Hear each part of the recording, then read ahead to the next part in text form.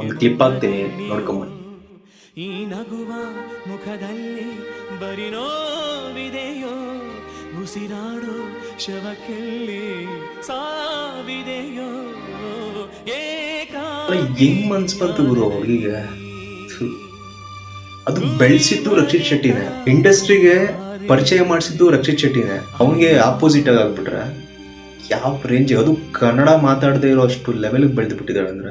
ಅದು ಒಂದು ಇಂಟರ್ವ್ಯೂದಲ್ಲಿ ಹೇಳ್ತಾರೆ, ಸೋ ಕಾಲ್ಡ್ ಅಂತೆ. ಆಹಾ, ತಾಯಿ ಹುಟ್ಟಿದ ಕರ್ನಾಟಕದ ಭಾಷೆನೇ ನನ್ಗೆ ಗೊತ್ತಿಲ್ಲ ಅಂತ ಹೇಳ್ದೆ ಅವತ್ತು. ಮೆಚ್ಚತೆ ಕಣ. ಮುಂದೆ ಹೇಳ್ತೀನಿ, ವಿಜಯ್ ದೇವರಕೊಂಡ ಏನ್ ನಡೀತಿಲ್ಲ ಇವಾಗ.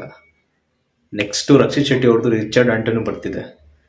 ಬಂದ್ರೆ ಉರ್ಕೊಂಡ್ಬಿಡ್ಬೇಕಲ್ಲ ನೋಡ್ಕೊಂಡು. ಅವಾಗ ರಿಯಲೈಸ್ ಆಗುತ್ತೆ, ಅಯ್ಯೋ ನಾನು ರಕ್ಷಿತ್ ಶೆಟ್ಟಿನೇ ಬಿಟ್ಟು ತಪ್ಪು ಮಾಡ್ಬಿಟ್ಟೆ. ಆ ತರ ಹಾಗೆ ಆಗುತ್ತೆ.